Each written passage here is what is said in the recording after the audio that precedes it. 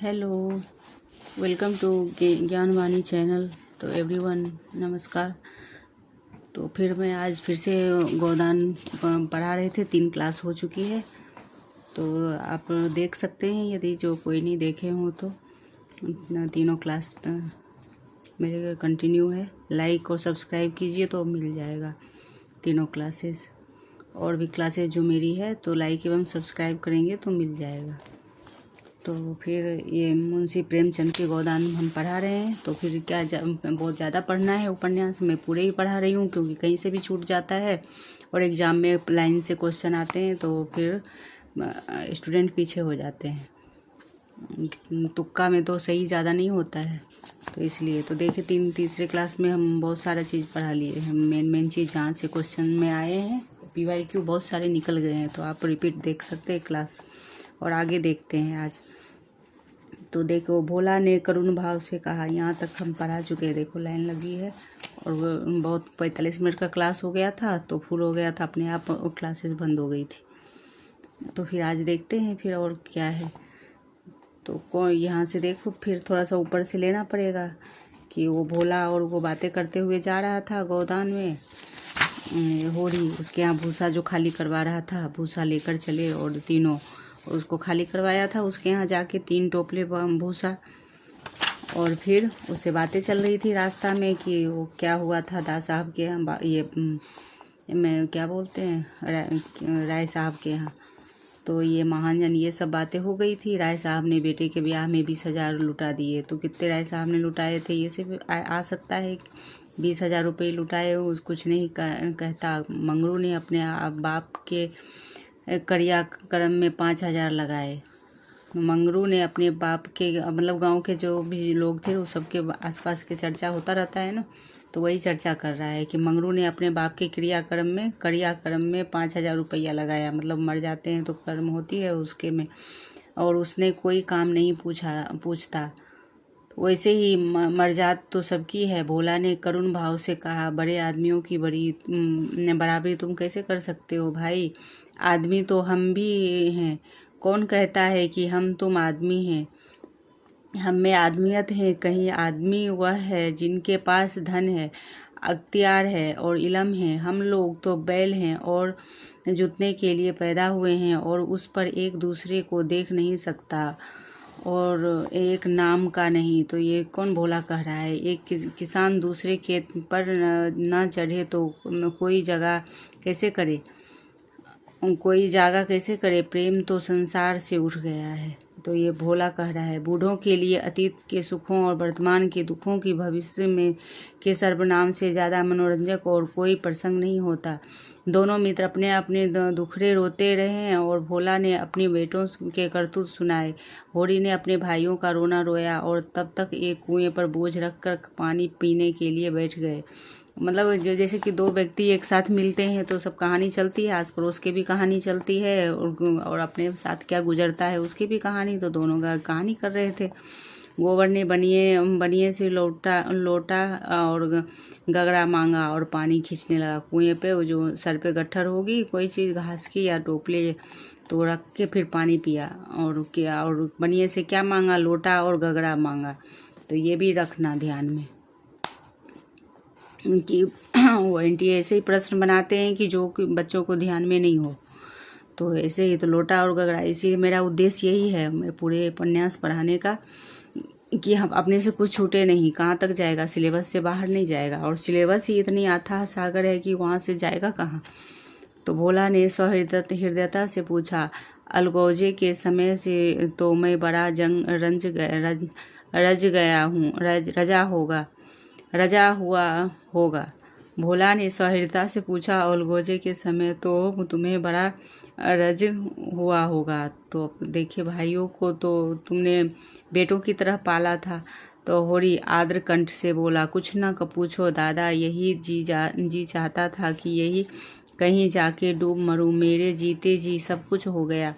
जिनके पीछे अपनी जवानी धूल में मिला दी वह मेरे मुद्दई हो गए, और झगड़े की जड़ क्या थी? यही भी मेरे घरवाली घर में काम करने क्यों नहीं जाती? पूछो, घर देखने वाली भी कोई चाहिए न कि नहीं? लेना देना उठाना और संभालना, सहेजना और कौन करे। फिर वह घर बैठी तो नहीं रहती थी। झाड़ू बहारू, रसोई, चौका, बर्तन आदि देखभाल यह कोई थोड़ा काम है। शोभा की औरत घर संभाल लेती है कि हीरा की औरत में यह सलीका था। जब से अलगोजा हुआ है दोनों घरों में एक जून रोटी पकती है और नहीं सबको दिन में 4 बार भूख लगती है। तो ये मतलब 1 जून मीन्स होता है एक सुबह शाम, एक दोनों 2 जून हुआ और सुबह का खाली सिर्फ खाना बनेगा। तो 1 टाइम का जून हुआ, 1 जून हुआ तो ये ध्यान में रखना है। और वो अपने भाइयों के बहुओं की कहानी कह रहा है, और तो ये भी ध्यान में रख लेना कि यह मेरी घरवाली के धरना उठाना संभालना यह कौन करे। तो ये है कि झाड़ू बहारू रसोई कर लेती थी, ये सब है। और फिर देखो इतने तथ्य हैं कि कहाँ कहाँ से कहानी उठाएगा प्रश्न।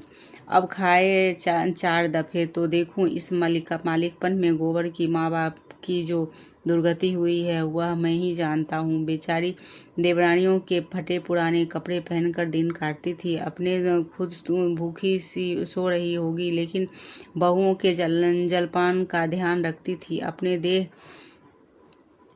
देह गहने के नाम पर कच्चा धागा भी ना था, और देवरानियों के लिए 2-2 4-4 गहने बनवा दिए। सोने के ना सही चांदी के तो थे। जलन यही थी कि मालिक क्यों है। बहुत अच्छा हुआ कि अलग हो गए, मेरे सिर से बला टली। तो जैसे कि शुरू में तो सभी संयुक्त परिवार ही होते हैं भाइयों के साथ, फिर अपना परिवार बढ़ता है तो सब अलग हो जाते हैं। जब साथ में रहते हैं तो जो करने वाले होते हैं अपना सर्वस्व सब जगह, मतलब हर एक समय में यही होता है। जो करने वाले होते हैं, सोचने समझने वाले होते हैं, अपना सारा चीज़ न्यौछावर कर देते हैं छोटे के नाम, और छोटे और बड़े यूं ही रहते हैं, उनके पास कुछ नहीं रहता है। आखिर में फिर इनकी भी जिम्मेदारियां बढ़ती है, बच्चे बढ़ते हैं तो फिर अलग हो जाते हैं। तो वही तो उसके गला रूंध गया था भोला उसका। ये होरी बड़ा होगा तो उसका भाई 2 छोटा होगा, हीरा और क्या नाम है, 2 भाई था।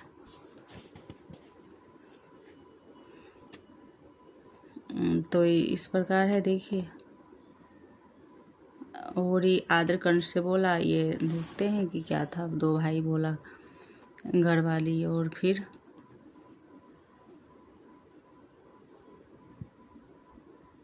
हीरा लेती, और हीरा की औरत तो यह सलीका ही था।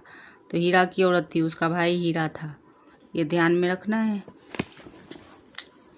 फिर देव रही है यहाँ तक। भोला ने 1 लोटा पानी चढ़ाकर कहा कि यही हाल घर घर है। भैया भाइयों की बात की क्या, यहाँ तो लड़कों से भी नहीं पटती, और पटती इसलिए नहीं कि मैं किसी की कुचाल देकर मुंह नहीं बंद कर सकता। तुम जुआ खेलोगे, चरस पियोगे और गांजे के दम तो लाओगे, मगर आप किसके घर से खर्च करना चाहते हो तो कमाओ, मगर कमाई तो किसी से ना होगी।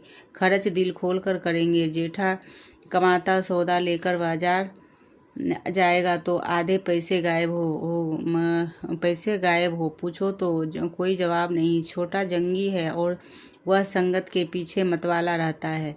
और सांझ हुई और ढोल मंजीरा लेकर बैठ गए। और संगत को मैं बुरा नहीं कहता, तो गाना बजाना ऐब नहीं, लेकिन यह सब तो काम फुर्सत के हैं। यही नहीं कि घर का कोई काम ना करे, 8 पहर उसी धुन में पड़े रहें। जाति के मेरे सिर पर सानी पानी मैं करूं, गाय भैंस और दूध लेकर बाजार में जाऊं।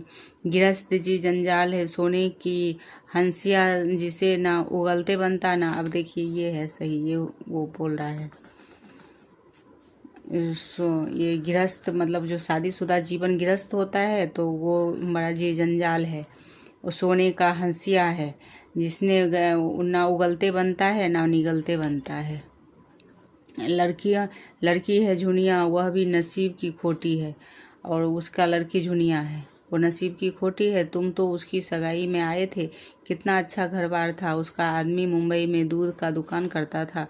उन दिनों वहाँ हिंदू मुस्लिमों में दंगा हुआ, किसी ने उसके पेट में छुरा भोंक दिया, घर की चौपट हो गया।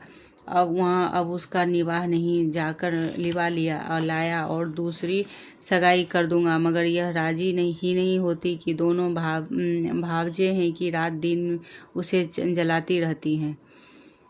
अब देखिए भावजे हैं, मतलब दोनों एक दूसरे से प्यार करते। और पहले तो ऐसे ही था, ज़्यादा मतलब ये जो एकनिष्ठ होता था जी उस पर ध्यान था। मर भी जाते थे तो अधिक तो बहुत कम लोग शादी करते थे, दूसरी शादी चाहे कितनी भी उम्र हो। तो वो था। तो ये भावजे हैं, दिन रात उससे जलाती रहती है। घर में महाभारत मचा रहता है। विपत्ति की मारी यह आई है और यहीं भी चैन नहीं है। अब वो विपत्ति की मारी थी तो यहाँ भी उसको चैन नहीं है, मन दुखी है। तो इस प्रकार से इन्हीं दुखड़ों में रास्ता कट गया। भोला का पूर्वा था छोटा, मगर बहुत गुलजार, अधिकतर अहीर ही बसते थे।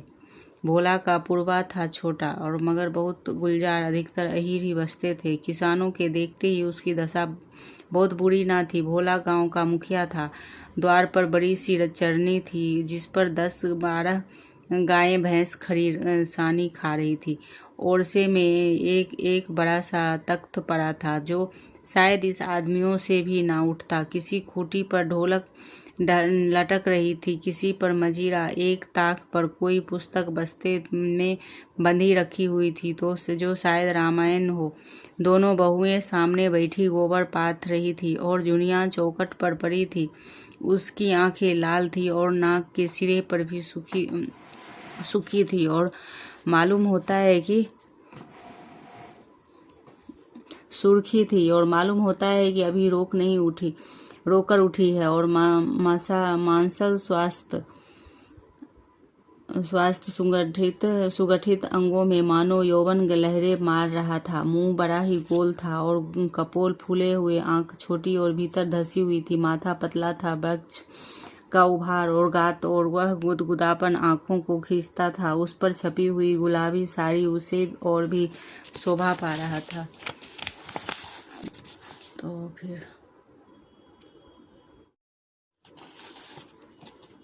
तो भोला को देखते ही उसने लपक कर उनके सिर से खांचा उतारकर भोला ने गोबर और होरी के खांचे उतरवाए और झुनिया से बोले, पहले एक चिल्लम भर ला और फिर थोड़ा सा रस बना ले। पानी ना हो तो गगरा ला और मैं खींच दूँ। होरी महतों को पहचानती है ना। तो पहले कुएं से पानी निकाला जाता था, तो यही बोल रहा है, नहीं है तो गगरा ला, मैं खींच देता हूँ। मतलब उसने रस्सी से पानी खींचेगा। फिर होरी ने बोला, घरनी के बिना घर नहीं होता भैया, पुरानी कहावत है। नाटक खेती बहुरियन घर नाटे बैल, क्या खेती करेंगे बहुए, क्या घर संभालेगी। जब से इनकी माँ मरी है तब से जैसे घर बरकत ही उठ गया है। गई है बहुए आटा पात लेती है और पर गृहस्थी चलाना क्या जाने। हाँ, मुंह चलाना खूब जानती है। लौंडे कहीं फर पर जमे होंगे, सबके सब आलसी हैं, कमज़ोर हैं। जब तक जीता है उसके पीछे मरता है। मर जाऊंगा तो आप सिर पर हाथ धरकर रोएंगे। लड़की भी वैसी है, छोटा सा ओढ़ना भी करेगी तो भुनभुना कर, अडोना भी करेगी तो भुनभुना के, मैं तो सह लेता हूँ, खसम थोड़े ही सहेगा। अब देखिए भोला कह रहा है अपने घर की कहानी कि उसका छोटा भाई है तो उसकी बहू, मतलब देवरानी, वो क्या बोलती है, छोटे भाई का बहू ही लगेगी। तो उसके बारे में बोलते हैं कि वो सब तो काम तो करती नहीं है लेकिन जुबान बहुत बड़ी बड़ी है। और ये भी लड़की कम नहीं है झुनिया के बारे में कि एक का मतलब ये अढ़ाना, मतलब क्या कुछ काम बताते हैं ना कि ये कर दो तो ये अढ़ाना होता है। तो वो अढ़ाना भी करेगी तो वो भुनभुना के करेगी। जैसे कुछ बता दो तो भुनभुना के करेगी। झुनिया एक हाथ में भरी हुई चिल्लम, दूसरे में रस का लोटा लिए बड़ी फुर्ती से आ पहुंची। फिर रस्सी और कलसा लेकर पानी भरने लगी। गोबर ने उसके हाथ से कलश लेने के लिए हाथ बढ़ाकर झेपते हुए कहा, तुम रहने दो, मैं भरे लाता हूँ। झुनिया ने कलसा न दिया। कुएं के जगत पर जाकर मुस्कुराती हुई बोली, तुम हमारे मेहमान हो कहोगे, एक लोटा पानी भी किसी ने ना दिया। मेहमान काहे से हो गया, तुम्हारा पड़ोसी ही तो है। पड़ोसी साल भर में एक बार भी सूरत न दिखाए तो मेहमान ही है। रोज रोज आने से मर्यादा भी तो नहीं रहती। जुनिया हंसकर तिरछी नज़रों से देखती हुई बोली, वही मर्जाद तो दे रही हूँ। महीने में एक बार आओगे ठंडा पानी दूंगी, 15वें दिन आओगे चिलम पियोगे और 7वें दिन आओगे तो खाली बैठने को माची दूंगी। रोज रोज खाओगे कुछ ना खा पाओगे। दर्शन तो दोगी, दर्शन के लिए पूजा करनी पड़ेगी। अब ये देखिए जुनिया का कथन, जुनिया का कथन पूछा गया है पेपर में किसी 2024 या 23 में। तो ये है कि रोज रोज वो बोल रहा था होरी कि मैं रोज रोज मेहमान थोड़ी हूँ, ये सब बात हुआ तो होरी बोला मैं मेहमान थोड़ी हूँ। तो वो बोला 15 दिन एक महीने में आओगे तो ये सब मिलेगा, दूसरे 15 दिन में आओगे तो ये मिलेगा, तो ये देख लेना क्या मिलेगा। तो ये दिखना नज़रों से देखती है, मर्जाद तो है। एक बार में आओगे ठंडा पानी में दूंगी और 15वें दिन आओगे चिलम पियोगे। तो ये याद रखना, कभी क्वेश्चन बना ले, कोई ठिकाना नहीं है। आओगे चिलम पियोगे और 7वें दिन आओगे तो खाली बैठने की माची दूंगी और रोज रोज आओगे तो कुछ नहीं। तो ये याद रखना, ये पॉइंट बनेंगे। दर्शन तो देगी, दर्शन के लिए पूजा करनी पड़ेगी। यही कहते कहते जैसे उसे भूली हुई बात याद आ गई। उसका मुंह उदास हो गया और विधवा है, उसके नारीत्व के द्वार पर पहले उसका पति रक्षक बना बैठा था तो वह निश्चित थी। अब उस द्वार पर कोई रक्षक न था, इसलिए वह उस द्वार को सदैव बंद रखती है।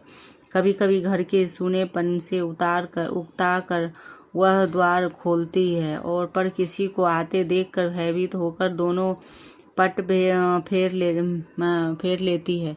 तो पट फेर लेती है। गोबर ने कलसा भरकर निकाला, सबों ने रस पिया और एक चिलम तंबाकू और पीकर लौटे। तो भोला ने कहा कि कल तक तुम आकर गाय ले जाना, गोबर इस वक्त तो सानी खा रही है। गोबर आकर गाय ले जाना, गोबर तो इस वक्त तो सानी खा रही है। भोला ने कहा कल आकर गाय ले जाना। तो वो आया था गोबर, तो उसको ये बता रहा है।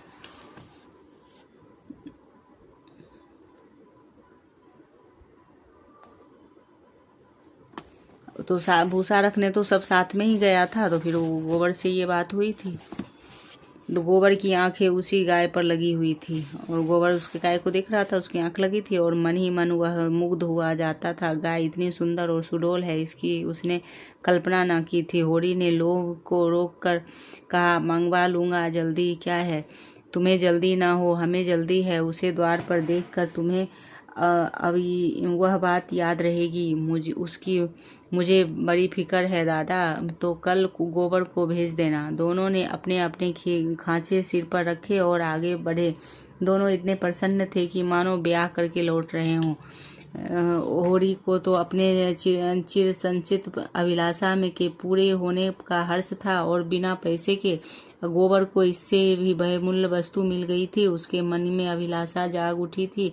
अवसर पाकर उसने पीछे की ओर देखा। जुनिया द्वार पर खड़ी थी, मत आशा की भांति अधीर चंचल। तो दोनों को कुछ न कुछ मिला था। उधर उसका जुनिया से निगाहें मिल गई थी और इसको होरी को गाय, तो दोनों खुश होके वहाँ से आ रहे थे। तो फिर देखिए 3 पार्ट, मतलब तीन खत्म हो गया, 3 पार्ट, चौथा है। होरी की रात भर नींद नहीं आई। होरी को रात भर नींद नहीं आई। नीम के पेड़ के तले अपने बांस की खाट पर पड़ा था, बार बार तारों की ओर देखता था और गाय के लिए नाद गाड़नी है, बैलों के से अलग उसकी नाद रहे तो अच्छा है। आप तो रात को बाहर ही रहेगी, लेकिन चौमासे में उसके लिए कोई दूसरी जगह ठीक करनी होगी। बाहर जो लोग नज़र लगाते, कभी कभी तो ऐसा टोना टोटका कर लेते और गाय का दूध ही सूख जाता। थन में हाथ ही नहीं लगाने देती, लात मारती है। नहीं, बाहर बांधना ठीक नहीं। वह बाहर नाद भी कौन गाड़ने देगा?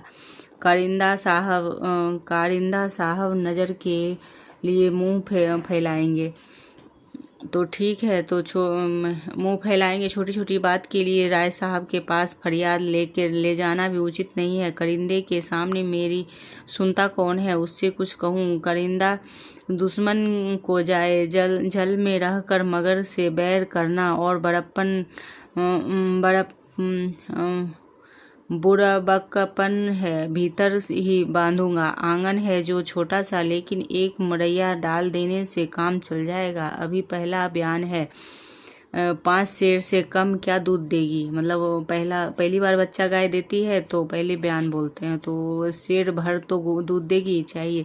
रुपया दूध देकर कैसी ललचाती रहती है। अब पिए जितना चाहे। कभी कभी 2-4 सेर मालिकों को दे आया करूँगा। कारिंदा साहब की पूजा भी करनी होगी और भोला के रुपये भी देना होगा। अब देखो कारिंदा साहब वो गाय जब पालते हैं ना तो उसको जहाँ पे बांधते हैं तो वहीं कुछ भगवान होते हैं उसके गाय भैंस मवेशी पालने वाले के। तो गाय लाएगा तो फिर कारिंदा साहब की पूजा करना होगा। तो यही है।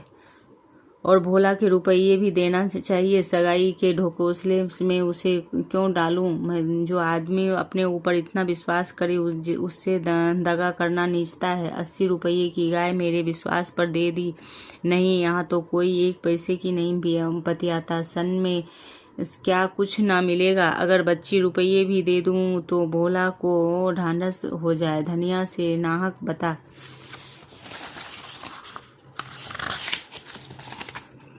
बता दिया। चुपके से गाय लाकर बांध देता तो चकरा लजाती और लगती पूछने किसकी गाय है, जहाँ से लाए हो। खूब दिक करे जब बताता, लेकिन जब पेट में बात पचे भी कभी भी 2-4 पैसे ऊपर से आ जाते। उनको भी तो नहीं छिपा सकता। यही अच्छी भी बात है।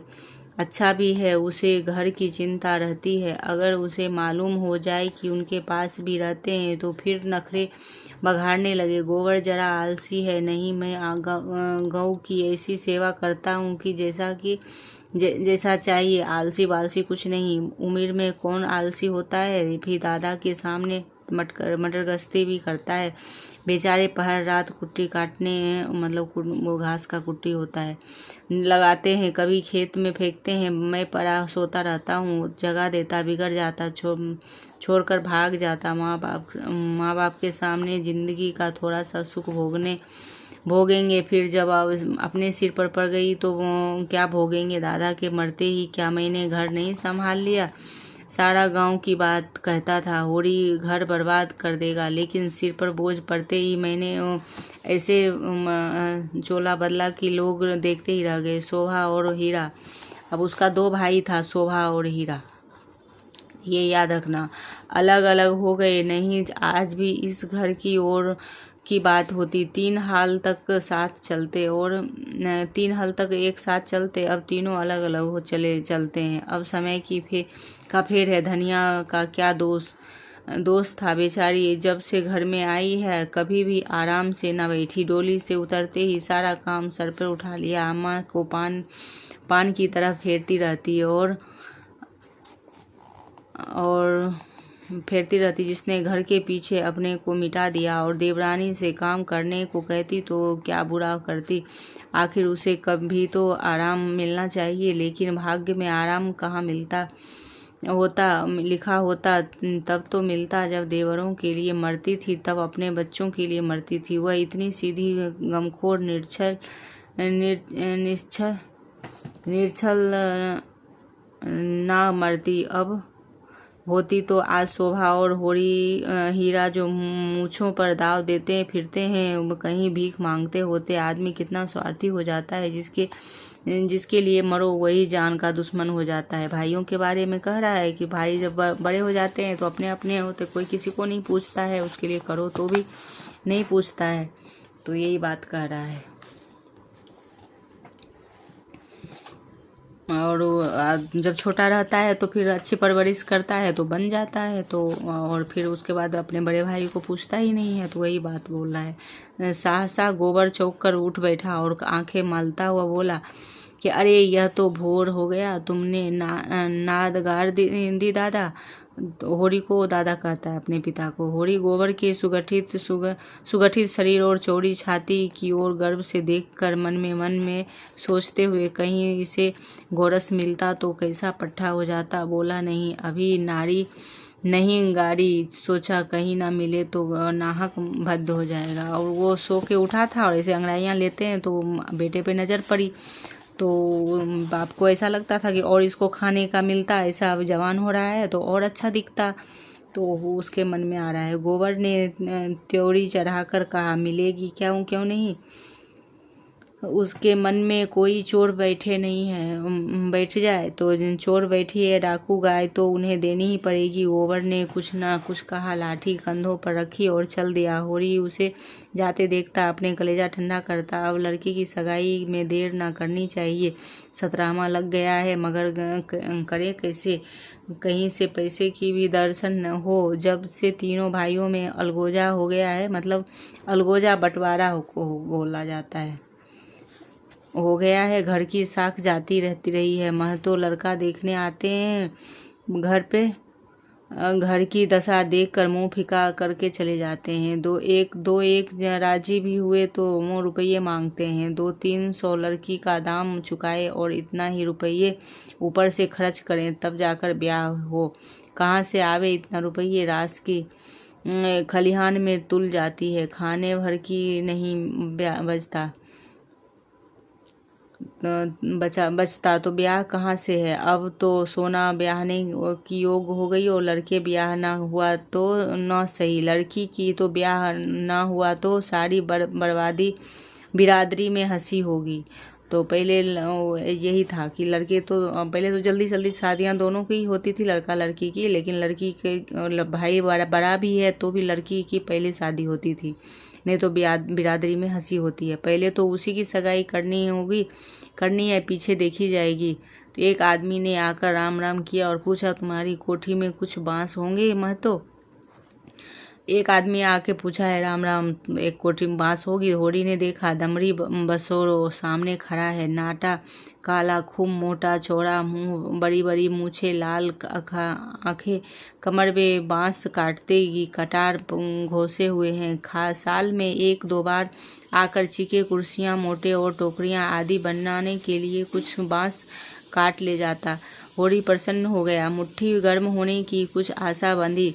चौधरी को ले जाकर अपनी तीनों कोठियां दिखाई, मोल भाव किया और 25 रुपये सैकड़ों में 50 बांसों का बयाना ले लिया। फिर दोनों लौटे। होरी ने उसे चिलम पिलाई, जलपान कराया और रहस्यमय भाव से बोला, मेरे बांस कभी 30 रुपये में से कम नहीं जाते, लेकिन तुम घर के आदमी हो, तुमसे क्या मोल भाव करता। तुम्हारा वह लड़का जिसकी सगाई हुई थी अभी परदेश लौटा कि नहीं। तो चौधरी ने चिलम का दम लगाकर खांसते हुए कहा, यह लौंडे के पीछे तो मिटा महतो।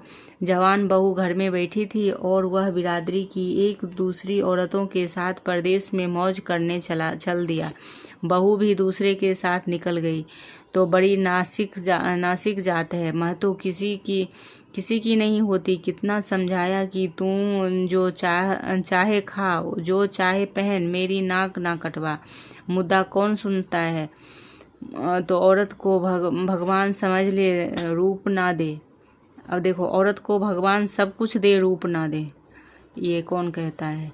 रूप ना दे, नहीं तो वह काबू में नहीं रहती और कोठियाँ तो बट गई होंगी।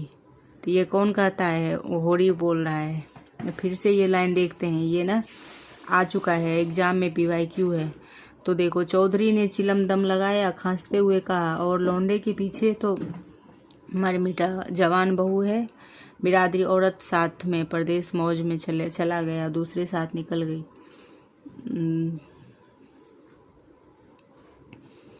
तो होरी ने आकाश की ओर देखा और मानो उसकी महानता में उड़ता हुआ बोला, सब कुछ बट गया चौधरी। जिनको लड़कों की तरह पाला पोसा वह अब बराबर के हिस्सेदार हैं, लेकिन भाई का हिस्सा खाने की अपनी नियत नहीं। इधर तुमसे रुपये मिलेंगे नहीं, उधर दोनों भाइयों को बांट दूंगा। और 4 दिन की जिंदगी तो क्या किसी से छल कपट करूं नहीं। कह दूं कि 20 रुपये सैकड़े में बेचे हैं तो उन्हें क्या पता लगेगा। तुम उनसे कहने थोड़े ही जाओगे। तुम्हें तो मैंने बराबर अपना भाई समझा है। तो व्यवहार में हम भाई के अर्थ का कितना ही दुरुपयोग करें, लेकिन उसकी भावना में जो पवित्रता है वह हमारी कालिमा से कभी मालिन नहीं होती। तो होरी ने अप्रत्यक्ष रूप से यह प्रस्ताव करके चौधरी के मुंह की ओर देखा कि वह स्वीकार करता है या नहीं। उसके मुंह पर कुछ ऐसा मिथ्या विनीत भाव प्रकट हुआ जो कि भिक्षा में मांगते समय मोटे भिक्षुकों पर आ जाता। चौधरी ने होरी का आसन पाकर चाबुक जमाया। हमारा तुम्हारा पुराना भाईचारा महतो जैसी बात है भला, लेकिन यह है कि ईमान आदमी बेचता है तो किसी लालच से 20 रुपये नहीं, मैं 15 रुपये कहूँगा, लेकिन जो 20 रुपये के दाम लो। होरी ने खिसिया कर कहा, तुम तो चौधरी अधेर करते हो। 20 रुपये में कोई ऐसे बांस जाते हैं क्या? तो ऐसा क्या, इससे अच्छे बांस जाते हैं 10 रुपये पर भी। हाँ, कोस पश्चिम चले जाओ, मतलब कोस मतलब थोड़ी दूरी पर एक कोस होता है, तो वो थोड़ी दूर चले जाओ। मोल बांस का नहीं, शहर के बगीचे होने का आदमी सोचता है। जितना देर वहाँ जाने में लगेगा उतनी देर में तो 2-4 रुपये का काम हो जाएगा। सौदा पट गया और चौधरी ने मिर्जई उतार कर छान पर रख दी और बांस काटने लगा। तो वही कुर्ता होगा या अंगोछा होगा। मिर्जई उतार कर बांस काटने लगा। ऊख की सिंचाई हो रही थी। हीरा बहू कलेवा लेकर कुएं पर जा रही थी तो चौधरी को बांस काटते देख घूंघट के अंदर से बोली, कौन बांस काटता है? यहाँ बांस न कटेंगे। चौधरी ने हाथ रोककर कहा, बांस मोल लिए हैं 15 रुपये सैकड़े का बयाना हुआ है, सेंत में नहीं काट रहे हैं। तो हीरा बहू अपने घर की मालकिन थी।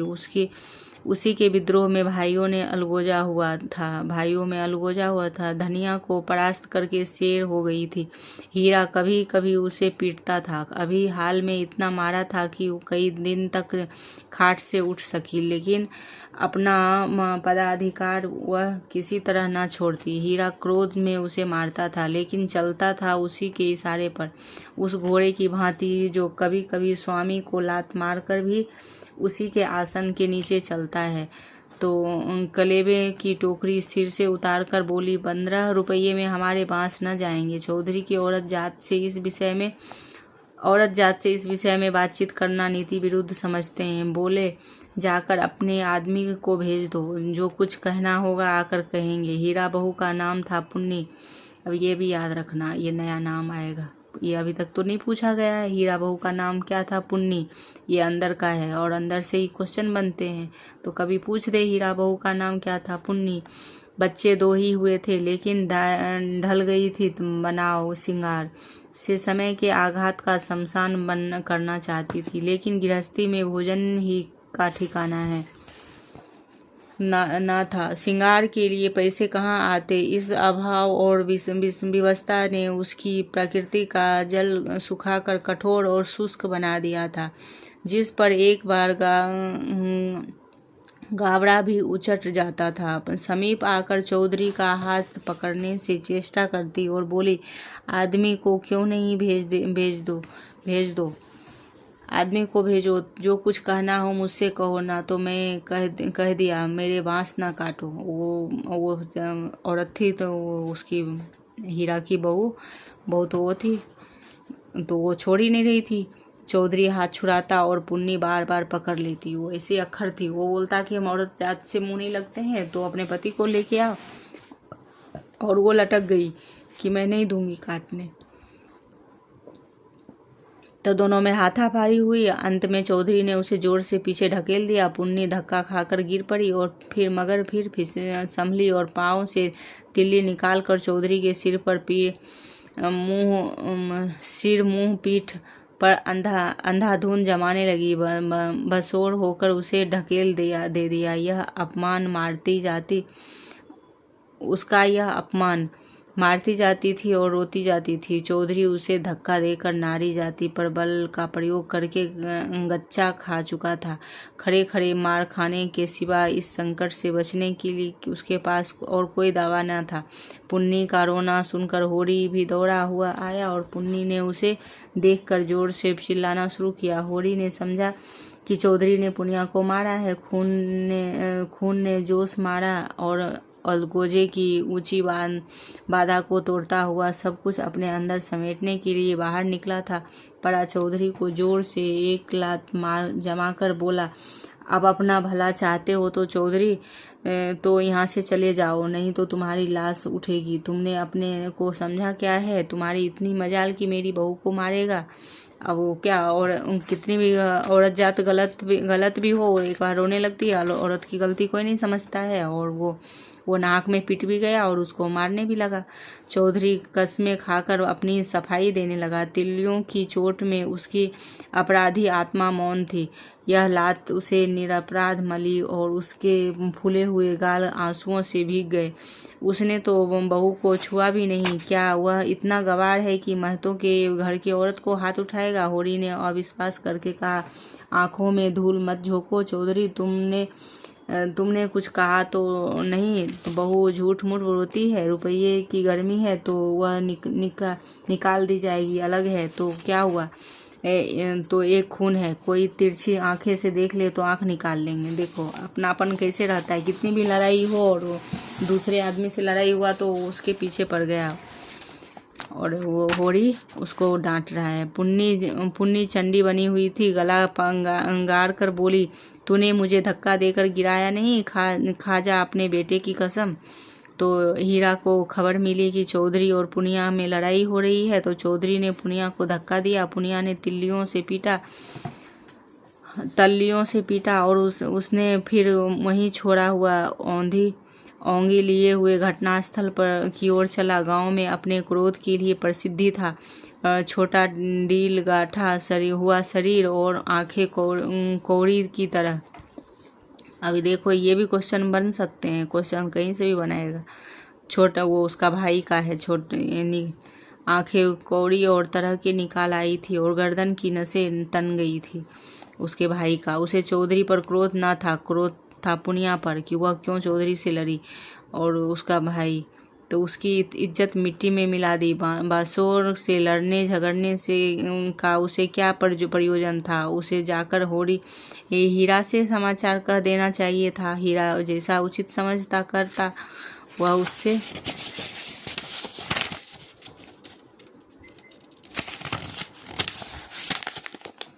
तो लड़ने को क्यों गई? उसका बस होता तो पुनिया को पर्दे में रखता। पुनिया किसी बड़े से मुंह खोलकर बोले तो बातें करे वह उसे असहाय था और खुद इतना उदंड था कि पुनिया को उतना ही शांत रखना चाहता था। जब भैया से 15 रुपये में सौदा कर लिया था तो वह बीच में कूदने वाली कौन? तो आते ही उसने पुन्नी का हाथ पकड़कर घसीटता हुआ अलग से जाकर लगा और लाते के जमाने हरामजादी, तू हमारी नाक कटाने पर गालियां भी बकने लगा। तू छोटे छोटे आदमियों से लड़ती है, फिर पगड़ी नीचा होती है, बता। एक लात मार जमा कर और फिर कलेयू की बाट देख रहे हैं। तू यहाँ लड़ाई ठान बैठी है। मतलब खाने का, पहले दोपहर के खाने को कलेऊ बोला जाता था, तो ये कलेऊ, तो ये याद रखना। तो तुम यहाँ लड़ाई, मतलब वो औरत का काम तो खाना बनाना है, तुम कलेऊ का समय हो गया और तुम यहाँ लड़ाई ठान के बैठी है। वो बता रहा है उसको डांट डपट के मार पीट के। पुन्नी हाय हाय करती हुई जाती और कोसती जाती, तेरी मिट्टी उठे तुझे हैजा हो जाए, मुझे मेरी आवे देवी मैया, मुझे तुझे लीला जाए और इन्फ्लूजा हो जाए। अब देखो ये सब देखना, ये सब तेरी ये वो बोलती है, पुन्नी बोलती है। तू कोढ़ी हो जाए, हाथ पांव कट गिरे और गालियां। तो हीरा खड़ा खड़ा सुनता रहा, लेकिन वह पिछली गली से लग कर गई। हैजा मरी आदि में कोई विशेष कष्ट न था। इधर बीमार पड़े, उधर विदा हो गए, लेकिन कोढ़, यह घिनौनी मौत और उससे भी घिनौना जीवन तिलमिला उठा। दांत पीसता हुआ पुनिया का झटपटा छोटे पकड़कर फिर उसका सिर जमीन पर रगड़ता हुआ बोला, हाथ पांव कटकर गिर गए तो मैं तुझे लेकर चाटूंगा। तू ही मेरे बाल बच्चों को पालेगी। तू इतनी बड़ी गृहस्थी चलाएगी। तू तो इसका भरतार करके किनारे खड़ी हो जाएगी। चौधरी को पुनिया की यह दुर्गति पर दया आ गई और होरी को उदारतापूर्वक समझाने लगा। हीरा महतो, अब आने दो, बहुत हुआ। क्या हुआ? बहू ने मुझे मारा, मैं तो छोटा नहीं हो गया? धन्य भाग्य है कि भगवान ने यह दिन दिखाया। हीरा ने चौधरी की डांटा और तुम रहो तो चौधरी नहीं मेरे क्रोध में भर आओगे, बुरा होगा। औरत जात इस तरह की बहकती है। आज को तुमसे लड़ गई और कल को तुम्हारा दूसरों की लड़ जाएगी। तुम भले मानुस हो, हंसकर टाल गए, और तो दूसरा तो बर्दाश्त ना करेगा। कहीं उसने भी हाथ छोड़ दिया होता तो कितनी आबरू चली जाती। उसका भाई ये बात बोल रहा है, होरी का भाई। इस ख्याल ने उसके क्रोध को फिर भड़काया और लपका था। होरी ने दौड़कर पकड़ लिया और उसे पीछे हटाते हुए बोले, अरे हो गया, देख लो दुनिया के बड़े बहादुर। अब क्या उसे पीसकर पियोगे क्या? अब हीरा अब भी बड़े भाई का अदब करता था। सीधे सीधे ना लड़ता, चाहता था कि एक झटके में अपना आप छुड़ा लेता, लेकिन उसकी बेअदबी ना सका और चौधरी की ओर देखकर बोला, अब खड़े क्या ताकते हो? जाकर अपने बांस काटो। और मैंने सही कर दिया है। दिया 15 रुपये सैकड़े में तय हुआ। कहाँ से पुन्नी रो रही थी और झमक कर उठी और अपना सिर पीट कर बोली, लगा दे घर में आग, मुझे क्या करना है? भाग फूट गया है। तुझ में जैसे कसाई के पाले पड़ी है लगे। और उसने कलऊ की टोकरी वहीं छोड़ दी और घर की ओर चली गई। हीरा गरजा हुआ, कहाँ जाती है? चल के कुएं पर नहीं, खून पी जाऊंगा। पुनिया के पांव रुक गया और इस नाटक का दूसरा अंक ना खेलना चाहती थी।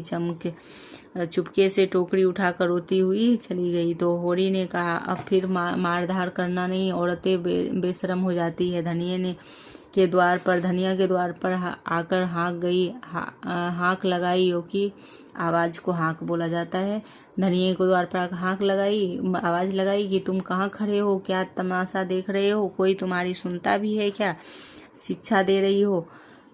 उस दिन इस बहू ने तुम्हें घूंघट की आड़ में ढाडी जार कहा था, भूल गए? बहुरिया होकर पराये मर्दों से लड़ेगी तो डांटी न जाएगी। होरी द्वार पर आकर नटखट के साथ बोला, और जो मैं इसी तरह तुझे मारूं तो क्या कभी मारा नहीं है?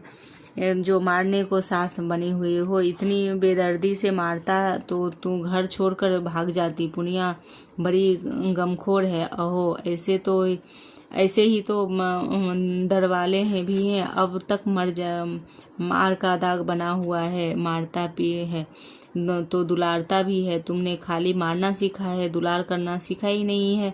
ऐसा ही है कि तुम्हारे साथ निवाह हुआ है।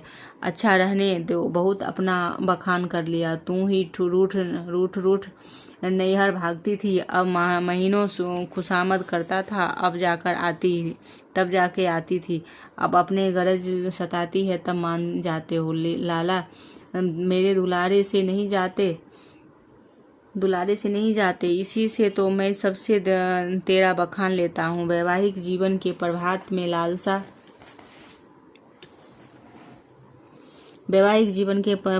में लालसा अपने गुलामी और मादकता के साथ हृदय उतारती और हृदय के सारे आकाश को अपने माधुर्य और सुनसुनी किरणों से रंजित देती। फिर मध्याह्न का प्रखर ताप आएगा तो छन छन में बगुले उठते और पृथ्वी कांपते लगती। लालसा का सुनहरा आवरण हट जाता और वास्तविक अपने नग्न में आज खड़ी होती। उसके बाद विश्राम में संध्या आती और शीतल शांत, और हम थक गए पथिकों की भांति दिन भर की यात्रा का वृत्तांत करते हुए सुनते हैं, तटस्थ भाव से, मानो वो किसी ऊंचे शिखर पर बैठा, नीचे कहीं जन। तो फिर ये धनिया ने आंखों से रस भरकर कहा, चलो चलो। बड़े बखान करने लगे, जरा सा कोई काम बिगड़ जाए तो गर्दन पर सवार करते हो। अब ये दोनों में धनिया आई थी और ये सब बातें होने लगी कि तुम ऐसे, दोनों में वही था। होरी मीठे उलाहने के साथ कहा, ले अब यह भी तेरी बेइंसाफ़ी है कि मुझे अच्छी नहीं लगती। धनिया भोला से पूछ, मैंने उनसे तेरे बारे में क्या कहा था? मतलब उसकी बड़ाई किया था। तो बोला, धनिया ने बात बदल कर कहा, देखो गोबर गाय लेकर आता है कि खाली हाथ आता है। चौधरी ने पसीने से लथपथ आकर कहा, मैं तो चल कर बाँस ना गिन लो, कल ठेला लाकर उठा ले जाएगा। और होरी ने बाँस गिनने की जरूरत ना समझी। चौधरी ऐसे आदमी नहीं है, फिर एक आध बाँस बेसी काट ही लेगा तो क्या, रोज भी ही तो मांगनी बाँस काटते रहे। सहालगों में तो मंडप बनाने के लिए लोग दर्जनों बाँस काटते हैं साल को शादी वादी में। चौधरी ने 7.5 रुपये निकाल कर उसके हाथ में रख दिए और होरी ने गिनकर कहा, निकालो, हिसाब से 2.5 और होते हैं। चौधरी ने बेमुरौती से कहा, 15 रुपये में तय हुए ही कि नहीं? 15 रुपये में नहीं, 20 रुपये में। हीरा महतो ने तुम्हारे सामने 15 रुपये कहे थे, तो कहो बुला लाऊं? तो 20 रुपये में ही हुए। चौधरी थे और तुम्हारी जीत हुई, और चाहे कहो रुपये निकलते हैं तुम्हारे से तो। मगर चौधरी कच्ची गोलियां ना खेला है, उसे किसका डर है? होरी के मुंह पे ताला पकड़ता है और कहे क्या माथे ठोक कर। चौधरी तो रुपये दबा कर होंगे। और चौधरी तीक्ष्ण स्वर में बोला, भाइयों, पैसे दबा कर 2.5 पर अपना ईमान बिगाड़ रहे हैं, उसे उपदेश देते हैं। अभी पर्दा खोल दिया है। होरी पर सैकड़ों जूते पड़ गए हैं। चौधरी ने तो रुपये सामने जमीन पर रख कर गया और वह नीम के नीचे बैठा बड़ी देर तक पछता रहा था। कितनी लोभी भी है और कितना फूल उठता है अपनी चालाकी और ये बैठा ही है। तो धनिया अंदर चली गई और बाहर आई तो रुपये जमीन पर पड़े दिखे। गिनकर बोली, रुपये क्या हुए? 10 न चाहिए? होरी ने लंबा मुंह बनाकर कहा। होरी ने 15 रुपये में दिए हैं तो हीरा 5 रुपये में दे। अब नहीं देते तो इस दामों पर। वहाँ मारपीट हो रही थी तो मैं बीच में ही क्या बोलता। होरी ने अपने पराजय अपने मन में ही डाल ली और जैसे कोई चोरी से आम तोड़ने के लिए पेड़ पर चढ़े वह पड़ने की धूल झाड़ता हुआ उठ खड़ा हुआ। कोई देख कर जीत जाता और धोखेबाजी में फिर मारता। तो ये लज्जा। तो यहाँ तक है। अब देखिए, और सभी लाइन पढ़ाना ही पड़ रहा है क्योंकि कहीं से भी प्रश्न बनेंगे तो फिर एक बार देखा हुआ रहेगा तो आप बता सकते हैं, गलत नहीं होगी एग्ज़ाम में। तो फ्रेंड्स, आज भी हो गया ये 40-50 मिनट की क्लासेस। तो फिर और दूसरे क्लास में देखेंगे। तो यदि कुछ भी लगे तो कमेंट कीजिए, लाइक एवं सब्सक्राइब कीजिए। और ऐसी डिटेल से और कोई क्लास नहीं होती है तो फिर शेयर भी कीजिए, क्योंकि अभी एग्ज़ाम के 2 महीने हैं तो थोड़ा डिटेल से पढ़ लेंगे तो अच्छा रहेगा। Thank you.